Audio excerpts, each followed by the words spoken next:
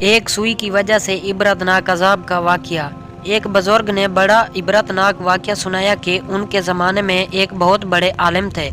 جب ان کا انتقال ہو گیا تو اس عالم کے انتقال کے بعد ان کے کسی شاگرد نے ان کو خواب میں دیکھا کہ برنہ جسم کے ساتھ ایک چٹیل میدان میں دوپہر کی سخت گرمی سے بے چین اور پریشان ہو کر ادھر ادھر دوڑ رہے ہیں، بے قرار اور بے چین ہیں۔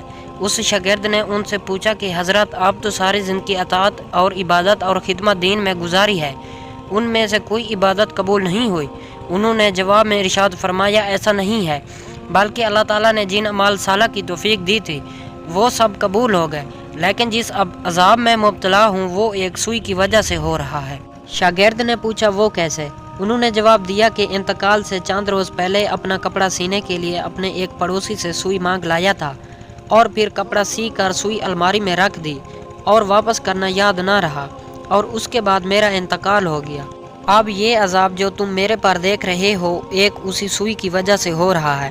تم صبح بیدار ہو کر میرے گھر جانا اور گھر والوں سے کہنا کہ الماری میں فلاں جگہ پر سوئی رکھی ہوئی ہے، وہ تم لے کر میرے فلاں پڑوسی کو دے آنا تاکہ مجھ سے یہ عذاب دور ہو جائے۔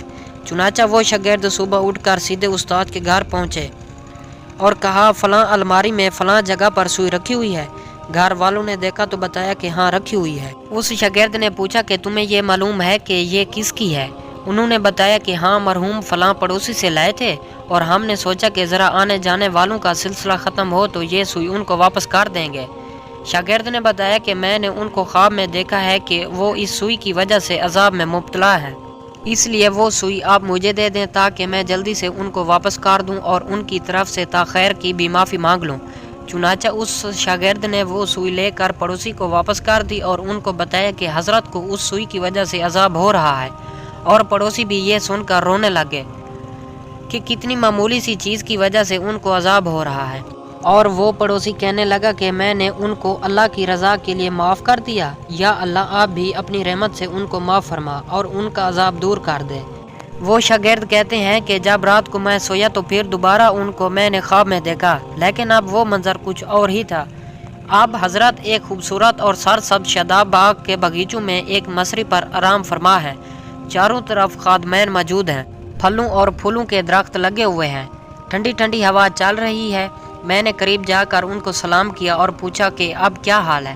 انہوں نے جواب میں فرمایا، جس وقت تو نے پڑوسی کو سوئی پہنچائی اور اس نے یہ کہا کہ میں نے اللہ کے لیے اسے معاف کر دیا، بس اسی لمحے میرا عذاب ٹل گیا، اور جو نعمتیں تم دیکھ رہے ہو یہ اللہ تعالیٰ نے اپنے فضل کرم سے اپنے دین کی خدمت کی جو توفیق عطا فرمائی تھی اس کا سلسلہ ہے۔